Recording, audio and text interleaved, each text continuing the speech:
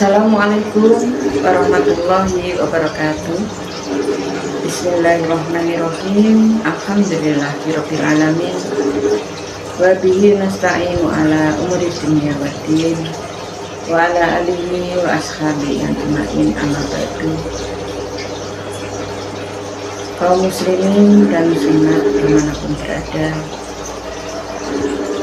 marilah kita panjatkan puji syukur kehadirat Allah Subhanahu wa Ta'ala.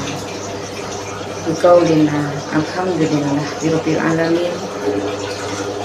Pada kesempatan kali ini kita mendapatkan taufik rahmat hidayahnya berupa kesehatan sehingga bisa berada dalam pertemuan kali ini dalam keadaan sehat walafiat.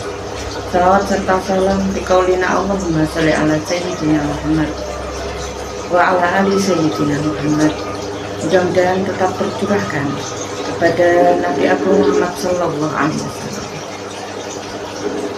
Hadirin yang dimuliakan Allah,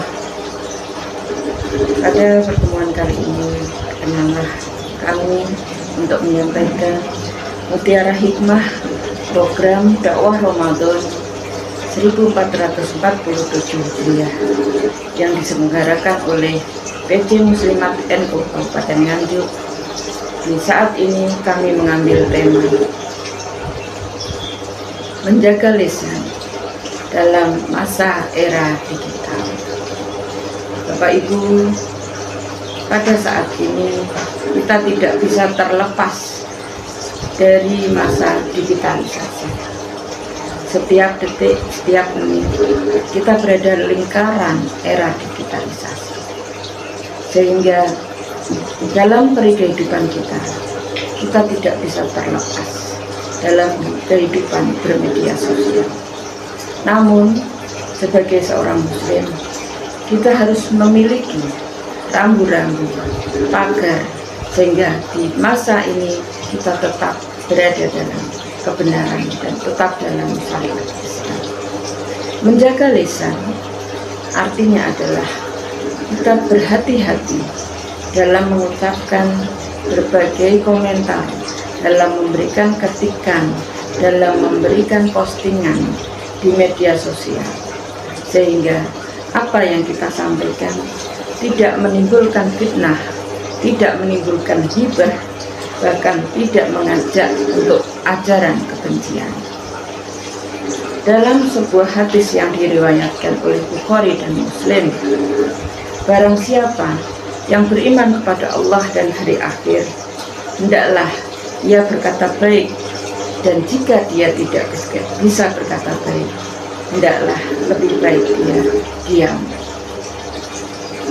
Hadirin yang dimuliakan Allah, ada beberapa hal yang bisa kita jaga ketika kita berada dalam era digital, sehingga apa yang kita sampaikan tidak menambah kesalahan, tidak menambah kekhilafan bagi kita. Yang pertama, kita harus mengingat bahwa di media sosial bukan lagi lisan kita yang berbicara, tapi jemari kita, jempol kita. Oleh karena itu, jari kita, jempol kita adalah lisan kita. Jika ada kesalahan dari jemari kita, maka jemari kita itu bisa menerkam siapapun, bisa menebas siapapun. Karena lisan kita bisa menjadi pedang, jemari kita bisa menjadi pedang, demikian juga lisan kita bisa menjadi harimau, dan jemari kita bisa menjadi harimau.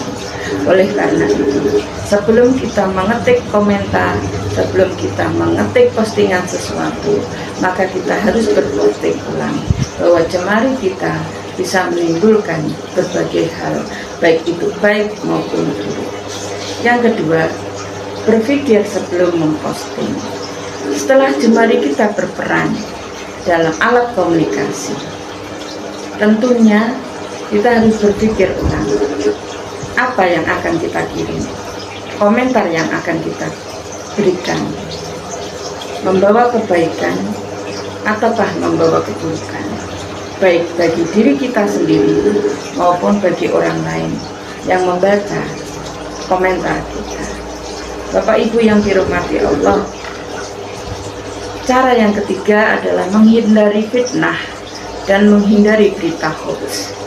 Jika kita menerima informasi sesuatu, kita harus tabayun terlebih dahulu. Apakah berita itu mengandung hoax, mengandung fitnah, ataukah kebenaran? Jika memang berita itu membawa kebaikan, kita bisa men-sharingnya, bisa mempostingnya, agar orang lain juga bisa mengetahui bahwa ada kebaikan di dalam postingan tersebut. Tapi jika postingan itu ternyata belum pasti kebenarannya, bahkan bisa membawa fitnah, maka lebih baik kita menghentikan jemari kita untuk men-sharing berita tersebut. Yang keempat, beretika ketika berkomentar. Jangan sampai kita mencela seseorang, mencemooh seseorang, menjelek-menjelekan seseorang. Sekali lagi, media sosial hendaklah menjadikan kebaikan, ladang kebaikan bagi kita. Jangan sampai kita menyakiti orang lain dengan jemari yang kita postingkan di media sosial kita. Berikutnya yang tidak kalah penting, jadikan media sosial itu sebagai ladang pahala, menularkan ilmu, amar ma'ruf, mengajak kebaikan, mengajak untuk beribadah, mengajak untuk berbuat baik, sehingga menambah pahala bagi kita, juga bagi orang lain. Jangan sampai media sosial kita mengajarkan keburukan, menceritakan keburukan orang lain, sehingga menambah kesalahan dan dosa bagi diri kita dan bagi siapapun yang membaca ajakan-ajakan kita. Bapak Ibu yang dirahmati Allah, tidak kalah penting sebagaimana yang disampaikan dalam hadis Imam Bukhari di atas. Jika kita tidak bisa menyampaikan kebenaran dan kita belum tahu tentang kebenaran tersebut, maka lebih baik jemari kita diam, lisan kita diam, karena diam itu lebih baik dari apapun.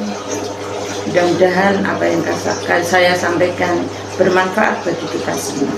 Marilah media sosial yang kita miliki menjadikan ladang ibadah bagi kita, memberikan tali silaturahim yang lebih baik bagi kita dengan saudara-saudara kita yang berada di tempat yang jauh dari kita, dari jangkauan kita. Terima kasih. Mohon maaf jika ada kesalahan. Billahi taufik wal hidayah. Wassalamualaikum warahmatullahi wabarakatuh.